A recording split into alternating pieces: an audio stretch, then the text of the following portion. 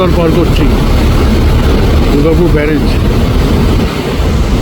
দেখে মনে হচ্ছে সমুদ্রের ঢেউ, কি সাংঘাতিক জল। তাও এটা ব্যারেজের উল্টো দিকটা, ব্যারেজের দিকে আমি ওদিকে জলটা তুলতে পারছি না, সাংঘাতিক জল বেড়েছে, দেখে ভয় লাগার মতো কিন্তু।